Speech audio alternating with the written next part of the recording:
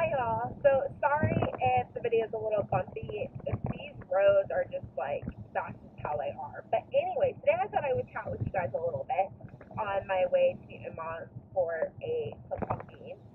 And okay, so I'm a huge Harry Potter fan, like so huge. And so I've been really loving the fact that the Wizarding World Book Club's been going on. It's being hosted by Pottermore and J.K. Rowling. And every Friday they do like questions and stuff on Twitter. And but throughout the week, sometimes we'll ask questions about the chapters that people are supposed to be reading this week. And so they asked a question about if you knew the spell that conjures the dark mark. And of course, like being a Harry Potter buff and a Slytherin myself, of course I know the spell. It's Wars Order. And so I have a little bit of Latin knowledge, not because I actually took Latin, but because with all of my science courses, um, they kind of make you learn a lot of the Latin roots, and then even when you don't learn them, you kind of start to know them because a lot of the science naming systems are Latin or Greek based. And so I knew that Mors meant death, and then mortar means like bitten or bite. And so I knew that the spell like literally was saying like death has bitten or bitten by death, essentially, is like what the spell said.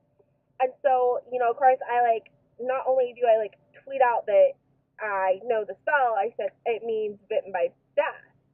And then put this little gif of the dark mark being conjured because it was really easy to find. And the Wizarding World Book Club retweeted it. I feel like so accomplished. Like I've made it in life. I've been retweeted by the Wizarding World Book Club that's like represented by J.K. Rowling. Like honestly, like my life has been made. This poor person in the car next to me is like laughing at me. But seriously, like I it's just like the highlight of my life. And so I kind of also wanted to talk about like Twitter and like really because a lot of us have Twitters. Maybe we have a personal Twitter and a bookish Twitter. We just have one.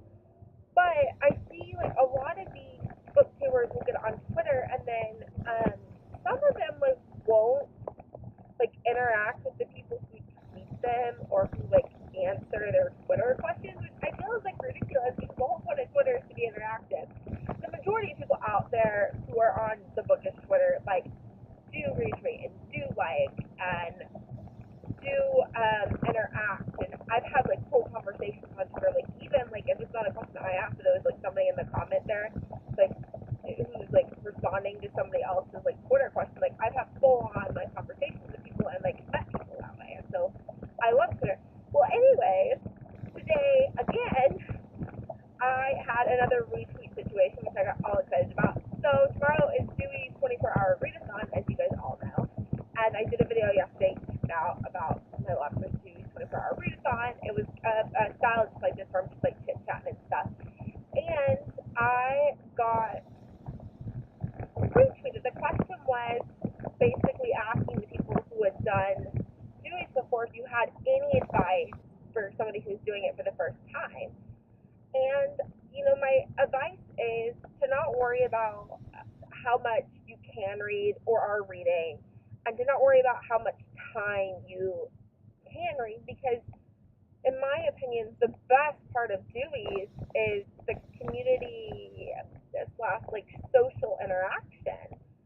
And it truly is the best part of the Dewey's 24-hour readathon. Like, I don't care what, like, anyone says. It's not the amount of reading you do. It's not the fact that you stay up all 24 hours or can only read an hour. It's just, it, it's an awesome community readathon, and it features, like, everybody who reads. Like, not just booktube or book bloggers. It's, like, everyone in the community comes together for this event. And I love it. It strengthens the book community, which is actually one of the purposes of Dewey's 24-hour readathon, and it's their 10th year. So I encourage you to support it. But yeah, I mean that I read those tweets at work today, because I have the notifications on Twitter on my phone. That's dangerous. I should probably get rid of them. Take the notifications off. But you like should have seen my face. It totally made my day, and that's something that I kind of want to bring up is that you have the power on social media to brighten someone's day. Whether or not you realize it, you do. Like, the things you say on social media will affect somebody's day. You can bring somebody down, you can make their day, and you can also make people feel supported. I feel like a lot of the reasons some people get on social media is to feel a connection, or to feel like somebody understands or is willing to listen to them. And so if you're on Twitter or Instagram or whatever it is, be respectful of the people who interact with you and interact back. And also be conscious of the things you're kind of placing out there on social media. If you always post negative stuff, you're doing nothing but bringing people down. You know, last night, my computer was like taking the longest time to export my video, and I did like stare on Twitter. I was like, well, I guess I use iMovie for my movie like video editing. And I was like, well, I guess iMovie's having one of those days, taking forever to like edit my video, you know. But like, I didn't go on and on about it, and like I always try to post an inspirational quote like every couple of days. But I'm active on Twitter. There's times where I don't go on Twitter for like a week, you know. That's just reality. When I get busy, sometimes things have to go, and you know, sometimes it's necessary that that's Twitter and not other things. So, you know, but yeah, I mean, that's my thing is I see so many people who talk about, oh, I'm leaving Twitter because it's just stressing me out, it's bringing me down, and I think it's time for people to realize, yes, we can do something about it. Yes, I have an impact. Whether you have 1,000 followers or you have 10, what you do and say on social media has the ability to impact other people's lives.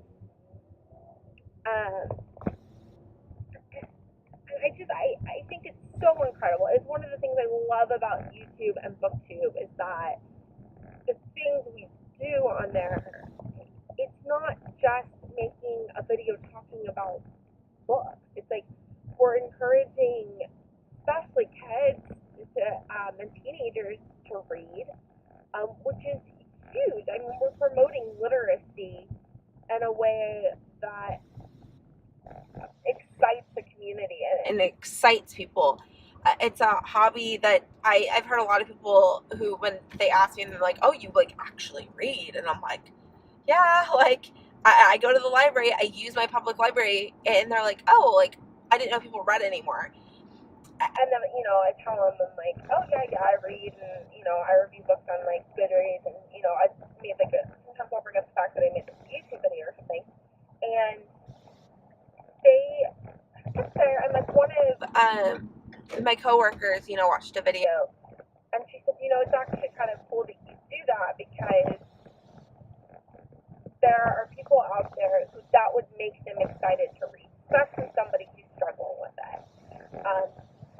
And so it's like, we're not just in, I feel like there's a lot of areas of YouTube that are very negative, or that teach poor values, or sometimes can come across materialistic. And I think there's some people who think BookTube has that problem with some of the book hauls, but I really feel like it's much greater than that. And that the hauls with books are different than like other things, because you're getting people excited about books, and no, they don't have to go buy them. They can get it from a free source like the library, or a cheaper source like a thrift shop or a used bookstore.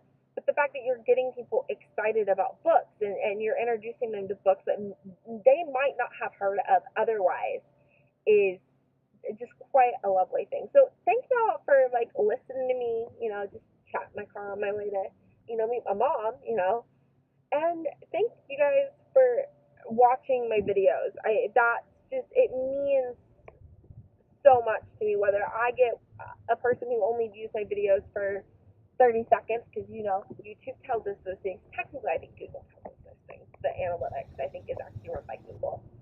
But, or if there's 10 of you, I appreciate each and every you, because I know what that means. I mean, you're taking time out of your day to watch me and to support me, and If you guys have any requests for videos or topics that I can, maybe do a chat about one day on the way to work or on the way to like meet somebody or run errands, or if you want me to do a certain like book tag or talk about something bookish or even just something, maybe like a life update. If there's something you guys want from me, please let me know, because the only way that I can give you what you want from me is by me knowing what you want, if that makes sense. And I hope you guys have a fantastic weekend. And if you're not having the best week, I'm hoping that that turns around today. And thank you guys for watching, and I'll see y'all later. Bye, y'all.